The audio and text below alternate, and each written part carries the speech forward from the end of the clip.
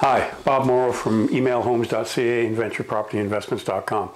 Are you the kind of person that thinks it's a great strategy to consider lowballing? And what I mean by that is, in the market today in Hamilton, let's say there's a house that's been on the market for 30 days, listed at $449, and you go in and say, well, you know what, it's been 30 days, I'm going to offer this guy $400. You're wasting your time, and you're wasting my time. I don't want to be looking for those kind of properties because it relies completely on desperation. And let's think about that for a minute. How do people get so desperate that they're willing to go down $20, $30, $40, $50,000 to sell their house so quick? Well, it used to be because they couldn't afford the mortgage anymore. Interest rates are going up and, we can't afford it. Well, that doesn't happen a lot anymore because it's so difficult to get a mortgage in the first place that a lot of people don't get into these situations. The bank just won't allow it, definitely not with first-time buyers. And if you're renewing your mortgage, even then you have to make sure that you can handle it or they're not going to give it to you. So that's not a big factor.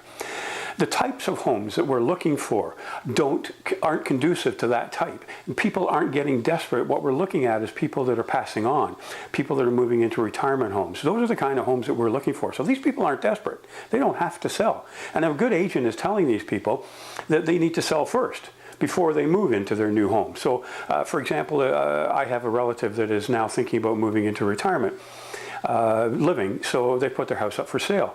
They're not going to move until they get the maximum amount of money out of that house that they possibly can. They're not desperate. And the house can sit there for 60 days for all they care. It doesn't really matter. Let's say they move into the retirement home anyway. Now the kids are looking after that house. Well, it's mortgage free most likely with a lot of these homes we look at, so the kids aren't in a rush. They want to get as much money as they can out of it as well. So who exactly is desperate enough to take your $40,000, $50,000 bid? And I find it funny that when people look at a property and they say, oh, it's been on the market for 30 days, 40 days, they're desperate, they're going to take anything. No, they're not. They still want the amount of money that they think is real. Put yourself in that seller's position.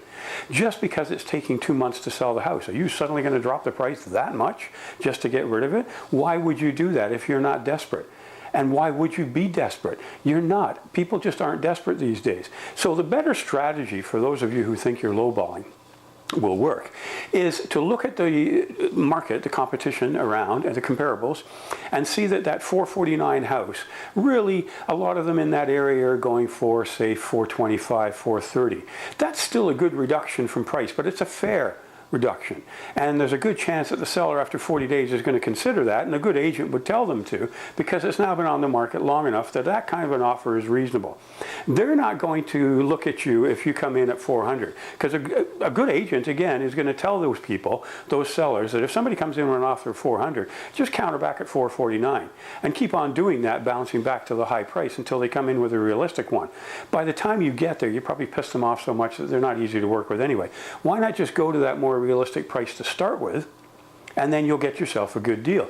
And to me, in this market now in Hamilton, and we're talking 2018 in the fall, the best strategy really is to go in 10 to 15,000 below list and expect to pay about 5 to 10 below list. And the reason for that is because a good agent, again, I'm talking good agents, are telling the sellers to market their house properly because it is a tough market.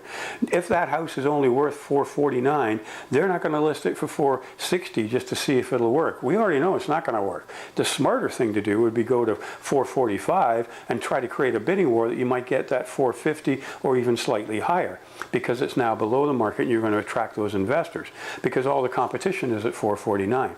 These are the strategies that work for investors, and you know what? You're not going to be spending all kinds of time looking for that perfect house that you can lowball. The houses that I'm talking about that are 10 to 15,000 below list are there now. I can go find them tomorrow, and it's still a good deal.